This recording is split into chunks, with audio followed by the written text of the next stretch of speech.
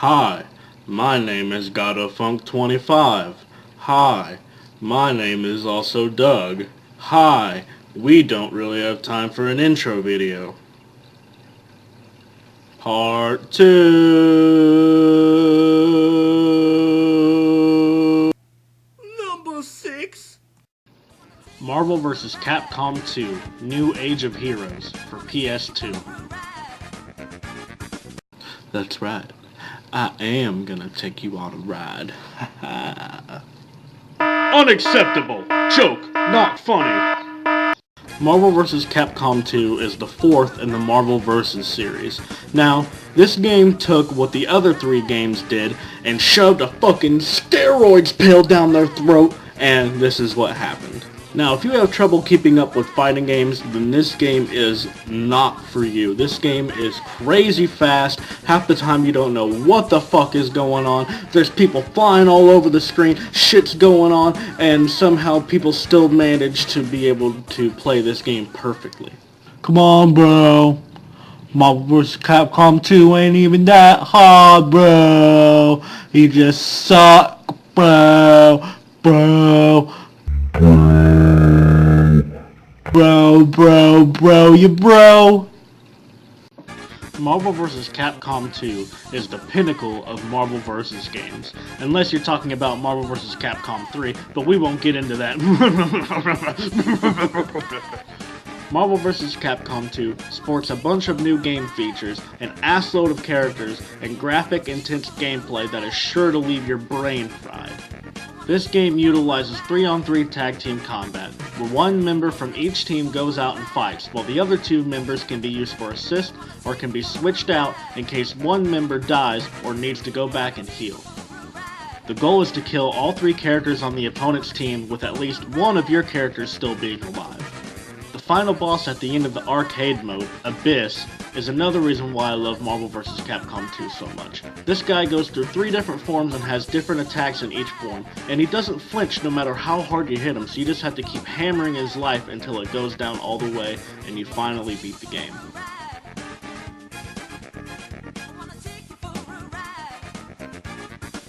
One of the things I like most about this game is that you don't even have to be like a competitive fighting game player to get into this game. It's fun to just sit there and mash buttons and see what happens. Now, I'm not saying that you should be a button masher, but if you're not really into fighting games and you know you're not going to take the time to learn a fighting game, this is still a fighting game you can enjoy. And by assload of characters, I mean this game has 52 playable characters. 52! Go ahead and have fun with that. Shumagorath and Surbot, best characters in the game, best design, best moves, best utility, best fundamentals, best dressed, best Tex-Mex, best T-Rex, best leather vest, best of the best of show. You know how hard it is for someone with a lisp to do this? Number 5. Bushido Blade 2 for PlayStation 1. Remember me winking earlier? You remember that in the last video? Remember me winking? All the 5 people that watched it? Hi, how are you? You remember that? This is the game that I was talking about. Bushido Blade 2, the holy grail of armed combat. So this is how the game works. Each player chooses a character and a weapon. Each weapon has 3 different stances. You can run, jump, block, parry, and strike. You have to break through your opponent's defenses and land at least one good strike on their vital spot and kill them. If you land a good hit, you can even cripple one of your opponent's arms and make the fight harder for them. Each character has a weapon that they're best with, and they all even have projectiles that they can throw to enhance the combat. Now, a lot of people might play Bushido Blade 2 and say things like this. This game is so boring, why do they move so slow? Where's all the rockets and the fireballs? Oh my god, I got hit once and I'm dead? This game sucks! This game is pure fundamentals. You get hit once, you're dead. That's how swords work in real life. You don't block a sword with your bare arm and go, oh, that didn't hurt at all. No, you get your arm fucking sliced the fuck off. That's how swords work. Bushido Blade 2 took real sword fighting and translated it into a fighting game. This game came out in the late 90s and I still like it a hell of a lot more than a lot of games that I've played today. It's real sword fighting done in a video game the right way. I'm looking at you, Red Steel. You cut me deep, Red Steel. And that's not just a sword pun because we're talking about swords and shit. This game takes place 800 years after the event in the 13th century where the Kagami defeated the Sioux. Now the Naro Kagami and the Shianto clans must fight once more. If you have a short fuse, then Bushido Blade 2 might send you over the deep end. I mean, this game is really frustrating sometimes. You go through all these hordes of enemies, almost get to the end, and then you get killed once, and then it's like, game over, try again. All that effort wasted in a single moment. You know, it's kind of like real life. I'm sorry. Number 4, sucker! War of the Monsters for PS2. Well, look at me, golly gee willikers, I'm just a guy from the 50s. I'm out taking my dame to a show, gonna take her to the drive-in movie theater. Oh no, what's that? It's a monster. Oh man, he must be at least 100 feet tall. Oh no, he's crushed her. Well, what do you know about that? War of the Monsters is every giant monster movie fan's wettest and most embarrassing dream. It's like, why would you even bother watching like Godzilla or King Kong when you can literally play as them, destroy buildings, and fight each other? You know, it kind of reminds me of a game that I used to play as a kid as well. But I don't really have that good of an attention span, so moving forward. UFOs attack the Earth. It's utter chaos. Civilians are losing their lives. So, Earth decides to fight back by creating a new secret weapon to destroy all of the aliens. The weapon is successful and the aliens are destroyed. However, goo from the aliens' UFOs has spread across the planet, causing animals to transform into giant beasts. Also, a volcano too for some reason. Now the Earth is faced with another problem as these giant monsters rampage through the streets and attack each other, with our lives in the middle. This game pretty much lets you do anything you would want to do if you were a giant robot, monster, or eyeball, alien thing, whatever. You can climb buildings, destroy buildings, step on people, throw cars, jump around a city, and just have good old-fashioned destructive fun. Now, I know this is supposed to be a fighting game where you're supposed to be attacking your opponent, but I had fun just running around and destroying things, and I think that's one of the aspects of this game that makes it so fun. You don't have to worry about the objective, you can just run around and interact with stuff. Remember when you didn't get fun of for wearing a fedora? I mean, this one doesn't really fit my head too well, but I mean, it's not a bad look. I could probably wear, yeah, and see, there's the whole, like, you know, attention span thing. One of the things I love most about War of the Monsters is the fact that you could have 4 people playing at once. Now I know this isn't like a huge deal or anything, but for fighting games, it kinda is. It was mass chaos, whether you were actually fighting each other or just destroying shit. Oh man. Destroying shit. Each character has their own long-range attacks, short-range attacks, and special moves to just add to the destructibility. I remember Ultra V's level. It was kind of like a Japan, Tokyo type level where there's this UFO and you throw something at it and then it shoots the water with a laser beam and a giant wave just destroys everything. I guess you could say that they predicted the future. Unacceptable. Joke in bad taste. Number B. Damn it, 3. Tekken 5 for PS2. Ah yes, the King of Iron Fist tournament.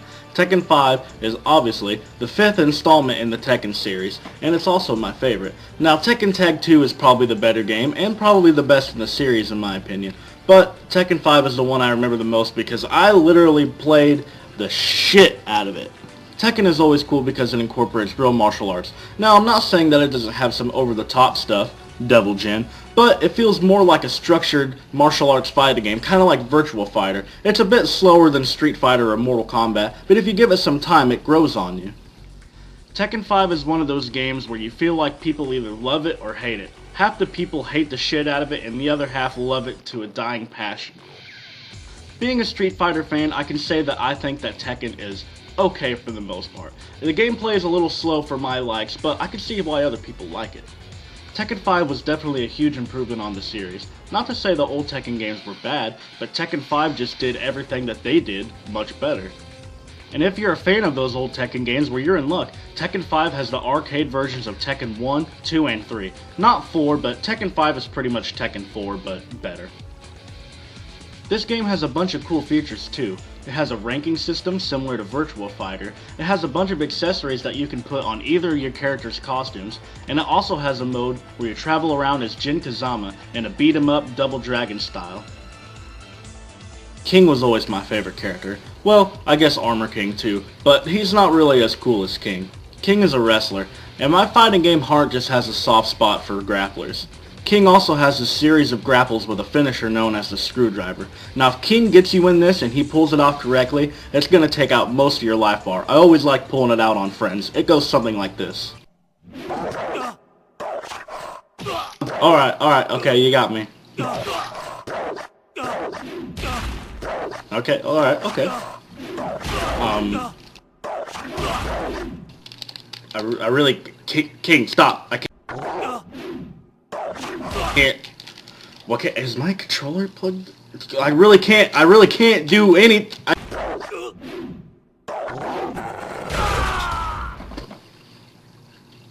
King wins. Congratulations. You did it. Tekken 5 might feel a bit clunky at first, but you just have to get used to the fighting system. Like any other fighting game, you just have to spend a considerable amount of time in the training room. After you play this game for a while though, it starts to feel good, especially the replay after the end of each match, how you get to see how you KO'd your opponent. Tekken is one of those fighting games where you can play it casually or at serious competitive level. This game has a vast amount of unique characters as well. It might take a while to figure out which one you like the most, but once you try them all, you'll know for sure. I also remember this game having a really difficult final boss. That guy was just cheap as fuck, but I guess that's just typical for Tekken. But all the characters are done well and the graphics look great too, and the gameplay isn't bad. I wouldn't say that I'm really much of a Tekken fan. The only reason why I got so high on the list was just because I spent so many hours playing it. It is a good game though, so give it a shot if you haven't played any of them. Number 2. Mortal Kombat 3 for PlayStation 1. Hey, wait a minute. PlayStation 1? I don't remember playing that game for PlayStation 1. Yeah, isn't that weird? And why didn't he pick Ultimate Mortal Kombat 3? I mean, that's obviously the better one. No, sir. I don't like it. If anyone out there knows how to get rid of clones and how to get rid of a guy with a tragedy mask, that would be really great. I said it already at the end of the part 1 video. The games on this list are on different platforms than I mentioned. It's just the platform I remember playing the game on. Also, it might not be the best game in the series, but it's my favorite game in the series. I can't believe I had to repeat myself again. Well, a lot of people probably didn't watch the first part, but anyway, I'll just say it here now. Mortal Kombat 3 was the pinnacle of Mortal Kombat until Ultimate Mortal Kombat 3 came out, but whatever. Mortal Kombat was already a brutal fighting game, but Mortal Kombat 3 made it even more brutal. Like I can't even tell you how brutal it is. Like, here's the level for brutal in other Mortal Kombat games, and here's the level for brutal in Mortal Kombat 3.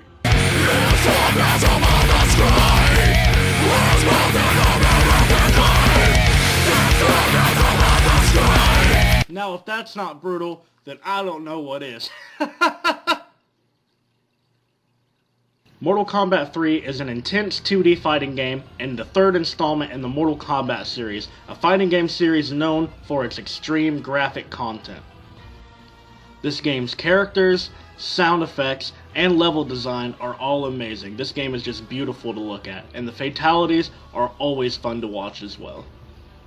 Now, I know this game may not have as many characters as Ultimate Mortal Kombat 3, but it still has a decent cast.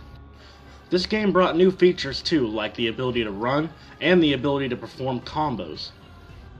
Similar to other Mortal Kombat games, this game also has great final bosses with the new character Motaro, the half-horse, half-human, and Shao Kahn, the Emperor from the second game.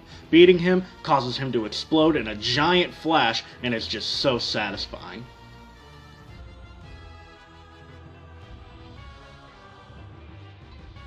I know it might sound a little cliche, but Sub-Zero was always my favorite character. I mean, it's just funny to see how pissed off people get because you froze them and they can't do anything.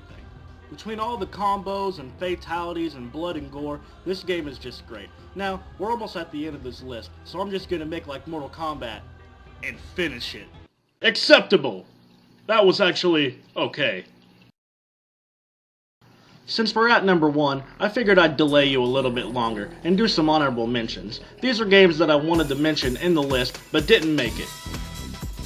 Dragon Ball Z Budokai Tenkaichi 2. I enjoy how many characters this game has, but the combat is kinda lacking. Killer Instinct Gold for N64, also known as Killer Instinct 2. I enjoy this game a lot, it's really fun, it almost made the list, but it just kinda didn't beat Mortal Kombat. Ultra Street Fighter 4 for PC. Now, if I was gonna make a top 10 Street Fighter games list, this game would definitely be number 2. Ultimate Mortal Kombat 3 for PlayStation 2. Basically an enhanced version of Mortal Kombat 3 with more characters. I just like Mortal Kombat 3, the original, better. Naruto Ultimate Ninja Storm 2 for PlayStation 3. If I was gonna put a Naruto game on the list, this would be the one, but sadly, it just didn't make the cut.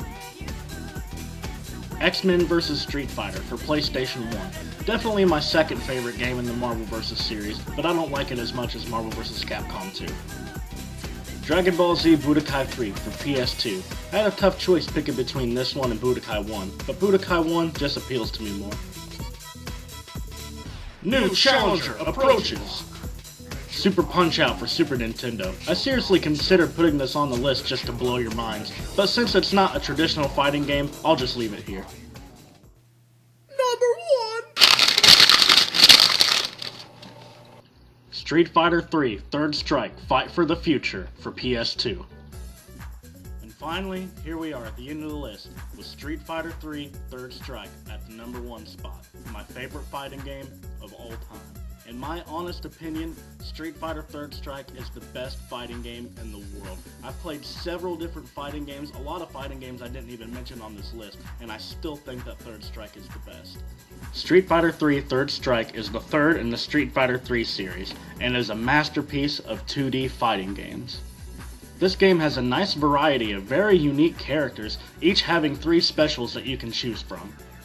Street Fighter 3 Third Strike is an advanced fighting game. Not only does it have your normal stuff like specials and combos, links, throws, etc., but it also has special things like parries, where you absorb your opponent's move and take literally no damage.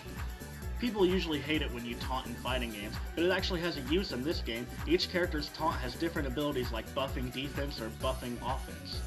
And if you are wondering who recorded the gameplay footage for this game, well, who's got 2 thumbs and really knows how to use them? This guy. For me, this game is perfect. And I mean perfect. There's not a single thing I dislike about this game. I even sat down and tried to think of one thing I could dislike, and I didn't dislike anything. One of the main reasons why I like Third Strike so much is because I played other fighting games before Third Strike, but Third Strike was the game that made me actually want to learn how to play a fighting game. Not just sit there and mash buttons and hope a move comes out. This game actually made me sit there and think about frame data and how a special move works and how combos and links work. If you've never played Street Fighter 3 Third Strike before, I recommend you play it. Figure out how to play it somehow, whether it's PC or Xbox or PlayStation. Just figure out some way to play it and give it a shot. If you like fighting games, I'm sure you'll love this.